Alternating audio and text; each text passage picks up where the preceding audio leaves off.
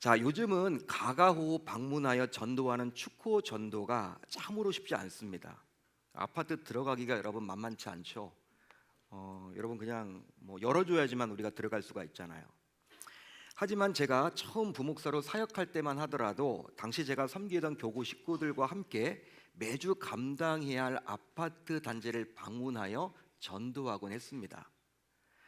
자, 그럴 때면 저와 교구 식구들은 그 아파트에 살던 성도님의 인도로 보통 교패가 붙어 있지 않거나 불자의 집이라고 붙어 있거나 성당에 다닌다고 붙어 있는 집의 벨을 눌러서 전도했어요. 물론 그때도 일부 주민들은 아파트 경비실 혹은 관리사무소에 연락해서 우리는 여러 번 쫓겨나야만 했습니다. 쫓겨나야만 했어요.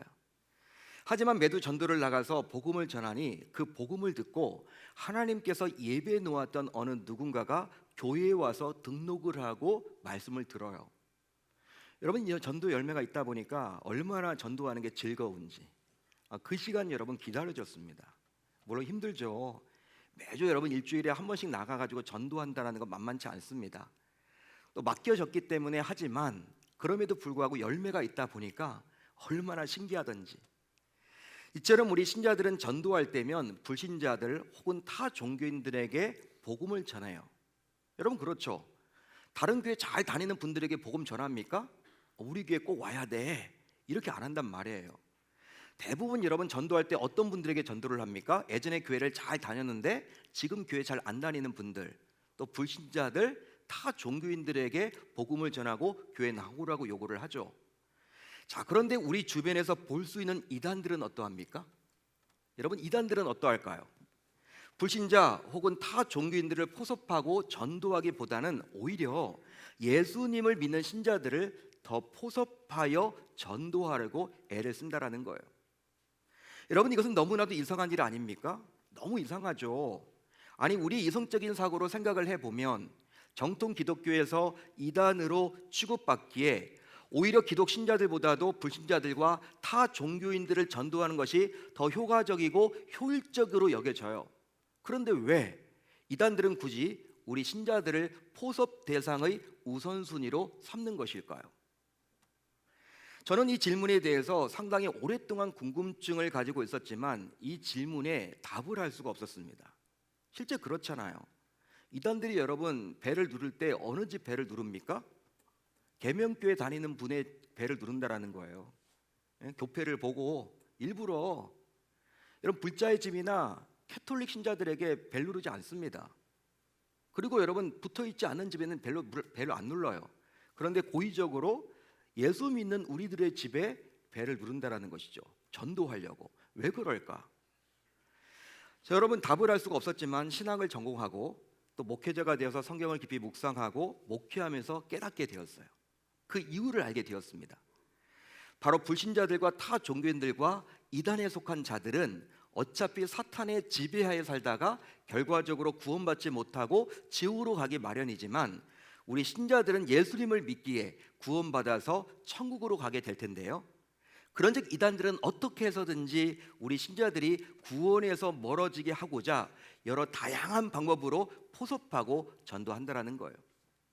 그러니까 이단들은 본인들은 그렇게 인정하지 않겠지만 하나님이 보시기에는요, 그들은 지옥행 지금 열차를 타고 가고 있습니다. 그들은 그렇게 느끼지 않겠지만 불신자들도 지옥행, 타 종교인들도 지옥행, 그들은 영이 같은 거예요. 어떤 의미에서는 그들은 같은 영입니다. 사탄의 세력에 여러분 딱 이렇게 잡혀서 살아가고 있죠.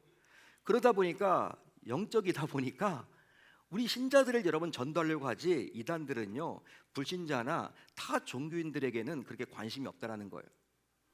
이처럼 눈에 보이지는 않지만 사탄의 세력은 우리 신자들이 잘 되는 꼴을 보지 못하고 신자인 우리가 하나님의 부름을 받아 천국 가는 그날까지 계속해서 공격함으로 우리로 하여금 구원에서 멀어지도록 이끌어요. 따라서 지금도 대적마귀는 우는 사자처럼 두루 다니며 삼킬자를 찾기에 신자인 저와 여러분들은 베드로 사도가 권면했듯이 영적으로 근신하고 깨어 있어야 할 줄로 믿습니다. 바로 그렇지 않으면 결과적으로 사탄의 먹이로 전락하기 때문이죠. 자, 오늘 본문 안으로 들어가 보면 이제 한 가지 사건이 등장을 해요. 출애굽한 이스라엘 백성들은 결과적으로 광야의 여정 중 하나님의 명령대로 느비딤에 도착하게 되었습니다. 하나님께서 말씀하신 곳에 도착했어요. 그곳이 바로 어디였습니까? 르비딤. 자, 그런데 느비딤에 도착했을 때 백성들은 마실 물이 없는 거예요. 물이 없다. 얼마나 여러분 충격입니까? 당시 광야 생활 중이었던 백성들이 볼 때 마실 물이 없다라는 것은 감당할 수 없는 문제임에 틀림이 없어요. 왜냐하면 인간은 기본적으로 물을 마시지 않고서는 하루도 온전히 살아갈 수가 없기 때문입니다. 우리가 금식 기도를 하더라도 이 생수는 마셔야 합니다. 생수를 여러분 안 마시면요 할 수가 없어요. 물이 그만큼 중요해요. 밥은 안 먹어도 물은 먹어야 돼. 물은 마셔야 돼. 물 없이는요 하루도 여러분 온전히 살아갈 수가 없습니다. 자, 그런데 당시 백성들이 처한 곳이 바로 어디였습니까? 광야였습니다. 르비딤도 여러분 광야입니다. 따라서 한순간도 물이 없이는 생존 자체가 아예 불가능한 곳이에요. 그래서 이제 백성들은 이제 물이 없다고 난리를 치면서 다음과 같이 모세를 향하여 공격하기 시작했어요. 자, 어디에 나와 있느냐? 2절입니다. 우리 한번 같이 읽어봅니다. 2절 시작. 백성이 모세와 다투어 이르되 우리에게 물을 주어 마시게 하라. 모세가 그들에게 이르되 너희가 어찌하여 나와 다투느냐. 여러분 이렇게 말씀 보면요 지금 백성들이 누구를 원망해요? 모세를 원망하고 있죠. 왜 우리를 이렇게 이곳에 이끌어서 물이 없냐, 마실 물이 없냐, 이게 뭐 하는 거냐, 모세를 원망하고 공격합니다. 하지만 3절 이하를 잘 보세요. 3절 이하를 잘 보시면 당시 백성들이 대항하고 공격했던 대상의 초점은 바로 지도자 모세가 아니라 누구였습니까? 여호와 하나님이었어요. 하나님께 대적합니다. 즉 하나님의 존재에 대한 불신을 이야기합니다. 다음을 통해서 알 수가 있는데, 자 7절이에요. 백성들이 지금 이렇게 이야기하죠. 그들이 여호와를 시험하여 이르기를 여호와께서 우리 중에 계신가 안 계신가 하였음이더라.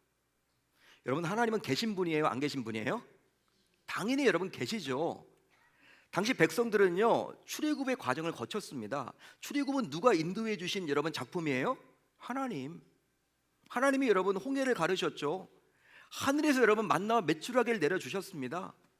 구름 기둥과 불 기둥 모두 다 경험했던 자들이 바로 그들이었어요. 하나님 살아계심을 찬양했습니다. 근데 그런 그들이 지금 어떻게 된 거예요? 현실적인 문제인 물이 없다 보니까 누구를 원망하게 돼요? 모세를 원망하고 있는데 그 이면에는 바로 하나님의 생존, 하나님의 살아계심을 의심하고 있다는 거예요. 이런 상황 속에서 아말렉이란 당대 최강의 군대가 기습적으로 백성들을 공격해 왔던 것이죠. 자, 그렇다면 아말렉은 과연 어떤 민족일까요? 아말렉 창세기를 보게 되면요 이삭의 아들로 에서와 야곱이 쌍둥이로 태어납니다. 근데 하나님께서는 장자였던 에서가 아니라 차남이었던 야곱을 택하셨죠. 결국 택함을 받지 못한 에서에게는 아내가 셋이 있었는데 그중 아다와의 사이에서 엘리바스라는 아들이 나와요. 이 엘리바스는 결혼을 했는데 누구랑 했냐면 여러분 여러 자녀 아내들이 있겠죠. 그 가운데 첩이 있었습니다. 그 첩에게서 난 자손이 바로 아말렉이었어요. 따라서 아말렉은 에서의 손자였던 셈이죠. 에서의 손자였다. 그러기에 아말렉 민족은 에서의 후손이라고 감히 말할 수 있는 거예요. 에서의 후손이다. 이 아말렉 민족이 느비딤이란 곳에서 결과적으로 하나님에 대한 회의와 의심이 생긴 백성들을 갑자기 공격했던 것입니다. 그렇게 오늘 본문은 어떻게 시작을 합니까? 여러분 8절의 시작은 어떻게 시작해요? 그때. 그러기에 오늘 본문은 앞부분과 연결해서 여러분들이 살펴보셔야 돼요. 오늘 말씀만 보시면 안 되고 이 앞의 내용을 모르시면 안 됩니다. 연결해서 살펴보셔야 합니다. 따라서 오늘 본문에서 볼 수 있는 아말렉 민족은 바로 영적인 눈으로 볼 때 사탄의 세력인 거예요. 사탄의 세력이다. 이처럼 사탄은 기회를 포착하는데 천부적인 재능을 가지고 있습니다. 타이밍의 규제가 바로 이 사탄의 세력이라는 거예요. 그 이유가 있는데요, 바로 백성들이 출애굽을 했기 때문에 이미 구원을 받았습니다. 영적인 의미로 보게 되면 이제 이미 구원을 받았어요. 그 이후 하나님으로부터 구름 기둥과 불 기둥으로 적절하게 보호까지 받았고, 심지어 만나와 메추라기로 공급까지 받았기 때문에 백성들은 하나님으로부터 정말 커다란 은혜를 입었다고 볼 수 있어요. 하지만 그 하나님의 인애를 백성들은 잊어버리고 물이 없다라는 현실적인 이유만으로 결국 하나님을 향한 믿음이 식어지고 하나님의 존재에 대해서 의심하게 되었을 때 아말렉이 백성들을 공격했기 때문이죠. 그렇기 때문에 이 아말렉, 사탄의 세력은요, 타이밍이 규제예요. 얼마나 타이밍을 잘 보는지 몰라요. 그런즉 만약 당시 백성들이 애굽에서 계속 종살이를 하면서 애굽이 주는 밥을 먹고 시키는 일을 하며 살았다면 아말렉과 같은 적군을 만날 이유도 없었다라는 거예요. 그러기에 느비딤에서 아말렉과 마주치게 된 것은 결과적으로 백성들이 홍해를 건넜기 때문입니다. 구원받았기 때문입니다. 따라서 느비딤 전쟁은 백성들이 어린 양의 공로와 피로 구원을 받았기에 벌어진 일이라는 거예요. 백성들이 홍해를 건너지 않았으면요, 아말렉의 침입이 있었을까요, 없었을까요? 없었다라는 것이죠. 구원받았기 때문에 이제 종이 아니라 자유인으로 살다 보니까 공격을 받게 된 거예요. 그러기에 우리 신자들의 경우에도 구원을 이미 받았지만 언제든지 신앙적으로 약해지면 사탄의 공격을 받을 수도 있다는 사실을 우리 모두 기억해야 할 줄로 믿습니다. 그런데 구원받은 하나님의 자녀인 우리 역시 당시 백성들처럼 때때로 신앙적으로 혼란을 겪거나 하나님의 존재에 대해 의심이 생기거나 믿음이 식어지게 되면 결과적으로 아말렉의 침입과 같은 위기를 만날 수도 있음을 반드시 우리 모두 기억해야만 하는 것이죠.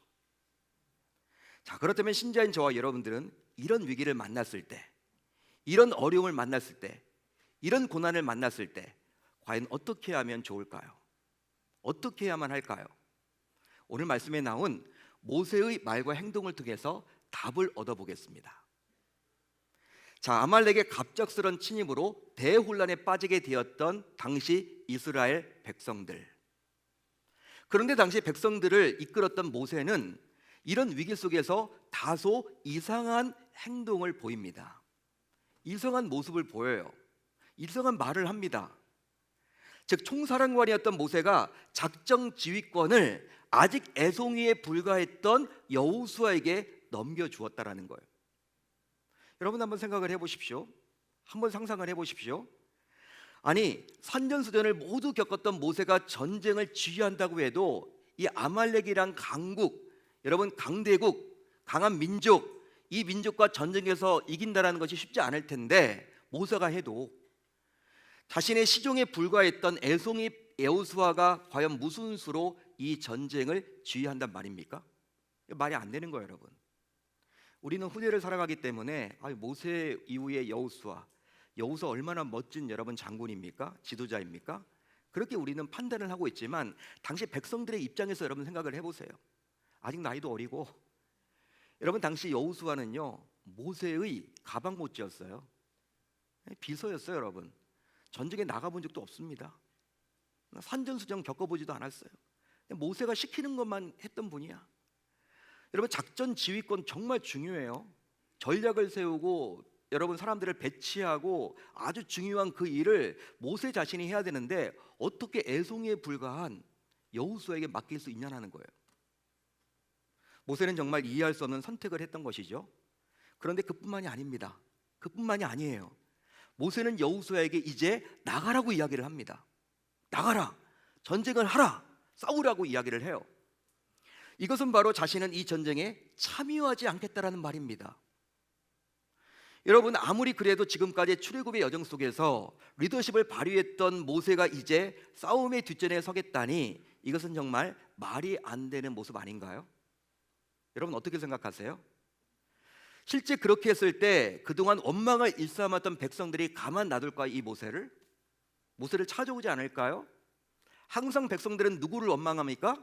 하나님 눈에 보이지 않다 보니까 모세를 원망했거든. 먹을 게 없다, 마실 게 없다, 왜 이렇게 덥냐, 왜 이렇게 짜증나냐. 문제가 생길 때마다 누구에게 찾아갔어요? 모세. 근데 모세가 여러분 자신은 전쟁 안 나가고 애송이에 불과한 여호수아를 지휘권을 주더니 나가라고 했으니 이걸 여러분 옆에서 들었던 백성들이 가만 놔둘까요? 이 모세를? 난리가 날 거야 아마. 폭동이 날지도 몰라요. 모세 여러분 멱살을 잡을지도 몰라요. 더군다나 모세는요 심지어 아론과 훌을 데리고 산에 올라갔다라는 거예요. 산에 올라갑니다. 이것은 마치 전쟁 중에 자신은 등산하겠다며 도망치는 것처럼 보여요. 등산을 하려면 그냥 여러분 평화로울 때 하지 이때 꼭 등산을 나가야 됩니까 여러분? 왜 산에 올라갑니까? 그것도 아말렉이라는 강한 민족과의 전쟁이기에 한 사람이라도 더 전쟁에 참여해야 되는데 쓸만한 일꾼 2명이나 더 데리고 산으로 간다니 이것은 정말 이해하려고 해도 잘 이해가 안 돼요. 오늘 말씀 보면 자꾸 여러분 이해가 안 됩니다. 자, 그렇다면 왜 모세는 그런 무리수를 두면서까지 산에 올라가려고 했던 것일까요? 모세가 산으로 올라가려 했던 이유는 딱 하나입니다. 딱 하나예요. 그것은 바로 무엇입니까? 그것은 바로 손을 들기 위함입니다. 손을 들기 위함이에요. 즉 모세는 이 전쟁의 승패가 손을 드는 것에 달려 있다라고 확신했던 거예요. 어디 나와 있느냐? 실제 11절을 보세요. 이렇게 나와 있죠. 모세가 손을 들면 누가 이겨요? 이스라엘이 이기고 손을 들이면 누가 이겨요? 아말렉이 이기더니. 정말 놀랍게도 모세가 손을 들었을 때 아말렉과의 전쟁에서 승리를 거두게 되었습니다. 할렐루야. 할렐루야. 하려는 했는데 여러분 이것이 과연 가능한 일일까요? 어떻게 이런 일이 일어날 수 있을까요? 여러분 이게 정말 맞는 말일까요? 어떻게 이게 가능하죠? 이것에 대한 답을 하기 위해서는 신명기 25장을 보셔야 합니다. 오늘 말씀을 여러분 살펴봐도 안 나와요. 신명기 25장을 보셔야 돼요. 실제 신명기 25장에는 오늘 살펴보고 있는 아말렉과의 전쟁에 대해서 나중에 모세가 설교한 내용이 나와요. 신명기 말씀은요 모세가 이제 자신의 죽음을 앞두고 백성들에게 설교한 내용이거든요. 설교거든요. 그런데 예전에 이 아말렉이 쳐들어왔었지. 이 아말렉 이 전쟁, 르비딤 전쟁에 대해서 모세가 설교를 합니다. 신명기 25장에서. 자, 그 내용은 바로 다음과 같은데요. 이렇게 나와 있죠. 너희는 애굽에서 나오는 길에 아말렉이 내게 행한 일을 기억하라. 곧 그들이 너를 길에서 만나 내가 피곤할 때에 내 뒤에 떨어진 약한 자들을 쳤고 하나님을 두려워하지 아니하였느니라. 자, 이 구절에 따르면 아말렉 민족은 어떤 민족입니까? 하나님을 두려워하지 않는 자들이에요. 아말렉 민족은 하나님을 두려워하지 않는 자들입니다. 따라서 앞에서도 살펴봤지만 아말렉 민족은 에서의 후손으로서 하나님을 무시하고 멸시하는 대적입니다. 대적이에요. 그러게 영적인 눈으로 볼 때 사탄의 세력이라고 감히 말할 수 있는 것이죠. 그랬기에 모세는 이 전쟁을 하나님께 맡김으로 하나님의 살아계심을 나타내고 또 언제 어디서든지 하나님께서 자신의 백성들을 돌봐주신다는 것을 만천하에 드러내고자 했던 거예요. 그러니 산에 올라가 자신의 손을 들어서 신호를 보내사 하나님께서 살아계심을 친히 보여달라고 하나님께 요청했던 거예요. 그런즉 모세가 산에 올라가 손을 들었던 것은 다른 게 아니라 하나님께서 친히 이 전쟁에 개입해서 싸워달라는 전적인 위임과도 같습니다. 위임, 맡긴다라는 것이죠. 하나님, 손을 들고 여러분, 하나님, 이 전쟁 제가 할 수 있는 것은 아무것도 없습니다. 여호수아가 나가서 싸우지만 우리는 하나님이 도와주시지 않으면, 하나님이 이 전쟁에 개입해 주시지 않으면, 하나님이 함께해 주시지 않으면 우리가 이길 수 없는 전쟁입니다. 주여 은혜를 베풀어 주소서. 이게 바로 모세가 손을 올렸던 거예요. 손을 올렸던 이유입니다. 따라서 성도가 올리는 기도의 손은 하나님께서 개입하여 역사하는 기적의 통로임을 우리 모두 기억해야 할 줄로 믿습니다. 믿습니다. 실제로 오늘 보면 14절을 보세요. 14절을 보십시오. 내가 아말렉을 없이하여 천하에서 기억도 못하게 하리라. 우리 주님의 말씀이거든요. 주님의 약속이거든요. 이렇게 하나님께서 약속하사 하나님께서는 손을 드는 성도의 편에서 친히 싸워주시겠다고 이야기해 주십니다. 그렇습니다. 한 사람의 기도의 손이 기적을 일으킵니다. 한 사람의 기도의 손이 기적을 일으켜요. 모세 한 사람이라도 영적으로 깨어서 손을 높이 들었더니, 손을 들어 올렸더니 하나님께서 개입하사 기적을 베풀어 주셨어요. 그러즉 하나님은 한 사람의 기도의 손도 거절치 않으십니다. 거절치 않으세요. 많이 기도하면 좋지만, 공동체가 전부 기도해도 좋지만, 우리 주님은요, 한 사람이 기도해도 그 기도를 외면치 않으시는 분이에요. 따라서 신자인 우리 모두 모세 한 사람의 기도의 손도 거절치 않으셨던 하나님을 떠올리며 가정에서, 직장에서, 학교에서, 사랑방에서, 부서에서, 교회에서 모세처럼 영적으로 깨어서 손을 들고 기도하는 자들이 모두 되셔야 할 줄로 믿습니다. 믿습니다. 여러분들 가정이 다 예수 믿나요? 그렇다면 좋죠. 감사한 일이죠. 그렇지만 깨어있는 자가 있어야 돼. 많이도 필요 없습니다. 한 사람이 있어야 돼. 한 사람. 모세와 같은 자가 있어야 돼. 당시 백성들이 수없이 많았지만, 여러분 남자 장정만 60만 명 아닙니까? 여자들까지 하면 200만 명이 넘어요. 그 가운데 모세가 깨어 있었던 거예요. 모세가 깨어 있었죠. 저도 그렇게 기도를 합니다. 우리 계명교회에서 깨어 있는 자, 나는 그런 목회자가 되고 싶다. 그렇게 기도하듯이 여러분들도 정말 마찬가지예요. 사랑방에서도 사랑 목자가 깨어 있으면 가장 좋죠.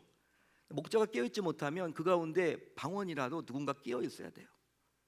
여러분 가장이 깨어 있으면 가장 좋죠. 그렇지만 가장이 깨어 있지 못하면 그 아내라도, 그 배우자라도, 그 자녀라도, 그 부모라도 깨어서 기도할 수 있어야 하는 거예요. 왜냐하면 하나님은 깨어 있어서 기도하는 자의 기도에 반드시 응답을 해주시기 때문이죠. 그뿐 아닙니다. 돕는 자의 기도의 손이 기적을 일으킵니다. 돕는 자의 기도의 손이 기적을 일으켜요.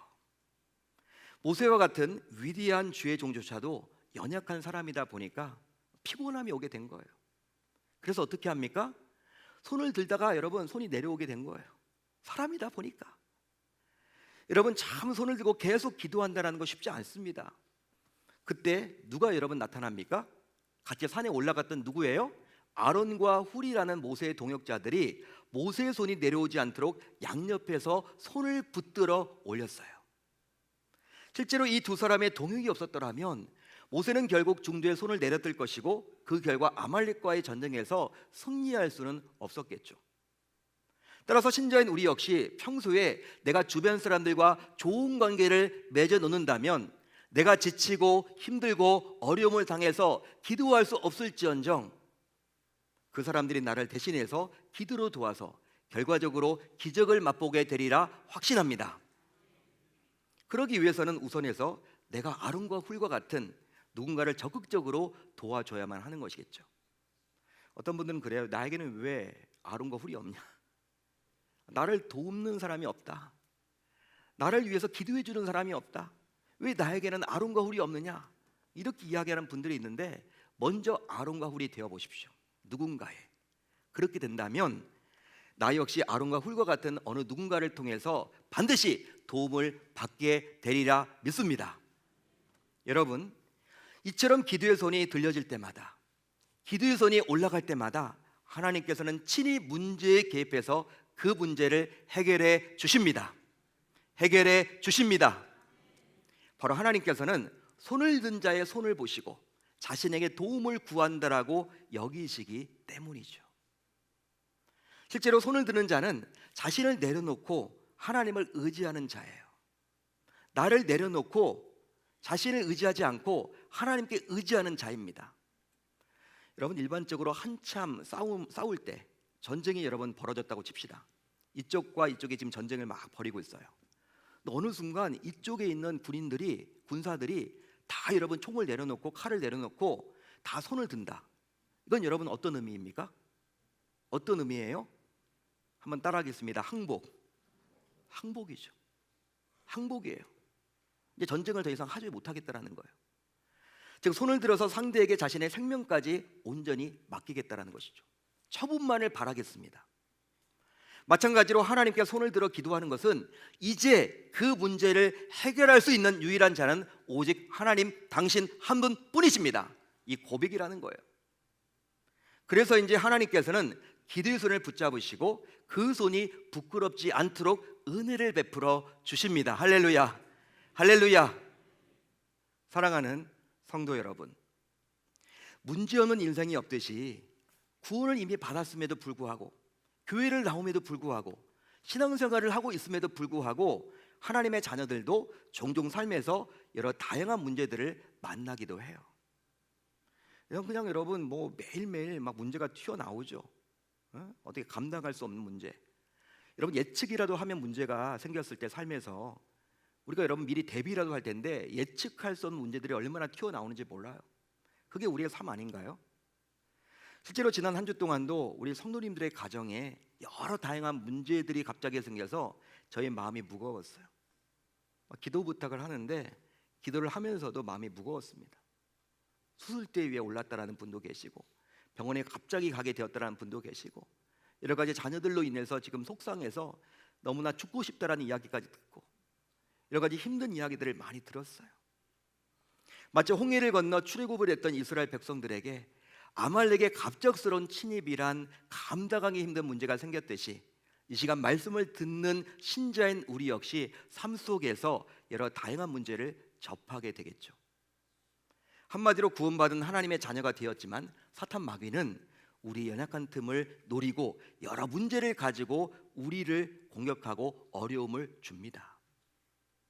자, 그렇다면 신자인 여러분들은 이런 문제들 앞에서, 이런 위기들 앞에서, 이런 고통 속에서, 고난 속에서, 환난 가운데 스스로 여러분들 가장 먼저 하는 것은 무엇입니까? 그런 문제가 닥쳤을 때 가장 먼저 하는 것이 무엇이에요? 그리고 누구를 가장 먼저 찾습니까? 누구를 찾아가십니까? 문제가 생겼을 때 혹시 하나님을 잊어버리고 있다가 여러분들 스스로 문제를 열심히 풀려고 하다가 안 될 때 그때 하나님을 떠올리지는 않습니까? 더욱이 이런 분들도 있어요. 하나님을 믿는 신자라고 하면서도 하나님을 의지하지 않다 보니 기도의 사람을 무시하고 업신여기는 분들까지도 있습니다. 그러면서 이런 말을 해요. 야, 기도할 때 밥이 나오냐? 쌀이 나오냐? 라면이 나오냐? 기도할 때 그 시간 낭비 아니야? 시간 허비하는 거 아니야? 그 시간에 내가 열심히 해야지, 내가 뭐라도 해야지, 이렇게 불신앙적으로 이야기하는 분들이 있어요. 근데 그분이 신자입니다. 심지어 지금이 기도할 때냐며 화를 내기까지 하죠. 하지만 하나님께서는 오늘 본문에 나오는 이 느비딤 전쟁을 우리에게 친히 보여주사 아말렉과의 전쟁을 이기는 데 있어서 여호수아가 나가서 잘 싸우는 것도 중요하지만 그것보다 더 중요한 것은 바로 모세가 들어 올린 기도의 손이라는 사실을 우리에게 알려주고 있습니다. 그렇다면 이 말씀을 듣는 나는 과연 나 자신은 앞으로 삶에서 위기가 닥쳤을 때 이제 어떤 식으로 위기를 이겨내야만 할까요? 이제 우리 모두 기도의 손을 들면 하나님께서 반드시 문제에 개입하여 해결해 주신다는 사실을 기억해 봅시다. 기억해 봅시다. 그런데 기도의 손은 미루는 자가 드는 것이 아니라 기적을 받을 자가 드는 거예요. 기도의 손은 아무나 들 수 있지 않습니다. 기적을 받을 자만 들 수 있습니다. 따라서 이제 우리 모두 다음을 결단하면 좋겠는데요. 우선 문제의 자리에서 손을 들어 봅시다. 문제의 자리에서 손을 들어 봅시다. 즉 병실에서, 사고 난 장소에서, 문제가 생긴 그 현장에서 손을 들어 보자고요. 실제 그 자리에서 손을 들면 문제의 자리가 기적의 자리로 바뀌어질 줄로 믿습니다. 또 혼자서 하기 힘들면 동역자와 함께 손을 들어 봅시다. 혼자 하기 힘들면요, 동역자들이 주변에 있잖아요. 이분들과 함께 손을 들어 보자고요. 그러기 위해서는 평소 동역자들과의 관계를 더욱더 돈독히 하시고 그 관계가 단순히 먹고 마시는 세상 모임과 같은 육적인 모임이 아니라, 육적인 관계가 아니라 영적인 관계가 되도록 힘써야만 하겠습니다. 여러분, 교회는 영적 공동체예요. 여러분 교회에 여러분 이렇게 공동체 교제를 나누시죠. 교제권이 있죠. 뭐 사랑방도 교제가 있죠. 부서도 교제가 있죠. 세상의 모임과 다른 것은 바로 세상의 모임은 먹고 마시는 그걸로 끝이에요. 그렇지만 우리 교회는요, 그거 하기 위해서 모인 게 아닙니다. 영적 공동체라는 사실이에요. 물론 먹고 마시기도 하지만 우리가 놓쳐서는 아니 되는 것이 바로 영적 공동체라는 사실이에요. 이 영적 공동체가 되도록 여러분들이 힘을 쓰셔야만 하는 것이죠. 실제로 위기의 상황에 처해 봅시다. 처하게 되면요, 나와 돈독한 관계를 맺어왔던 영적인 자만이 나와 함께 손을 들지, 적과 원수는 오히려 손을 들지 못하도록 방해를 합니다. 방해를 해요. 기도한다고 쌀이 나오냐, 밥이 나오냐, 라면이 나오냐, 그 시간에 네가 뭐라도 좀 해라, 이런 식이죠. 그런즉 이것을 위해서 우선 나 자신부터 가까운 누군가의 아론과 훌이 반드시 되셔야만 하겠습니다. 여러분, 지난 금요일부터 52일의 릴레이 금식 기도회가 시작되어서 지금도 진행 중이에요. 저는 개인적으로 이 금식 기도회를 통해서 우리 공동체가 눈에 보이는 것이 전부가 아니라 눈에 보이지 않는 사탄의 세력과 맞서서 싸웠으면 좋겠습니다. 바로 모세가 눈에 보이는 아말렉 민족이 아니라, 여러분 말을 타고 막 뛰어오는, 달려오는, 무기를 들고, 여러분 초첨단 무기를 들고 달려오는 그 수십만의 그 아말렉 민족, 눈에 보이는 그들이 전부가 아니라 눈에 보이지 않지만 그 아말렉 민족을 조종하는 사탄의 세력을 보고 기도의 손을 높이 들었듯이 말이죠. 따라서 오늘 설교의 제목처럼 지금은 손을 들어야 할 때입니다. 지금은 손을 들어야 할 때예요. 실제로 모든 분들이 참여하면 좋겠지만 결국 모세와 같이 영적으로 민감한 분들이 우선적으로 나서서 기도할 수밖에 없겠죠. 그런즉 이스라엘 백성들을 대표해서 모세와 아론과 훌이 손을 들어서 기도함으로 아말렉과의 전쟁에서 승리를 거두었듯이 이번 기도에 참여하는 성도님들의 기도를 통해서 우리 공동체에 속한 모든 주의 권속들이 주님의 기적을 체험하고 혜택을 입는 놀라운 역사를 맛봐야 할 줄 우리 주님의 이름으로 축원합니다. 축원합니다.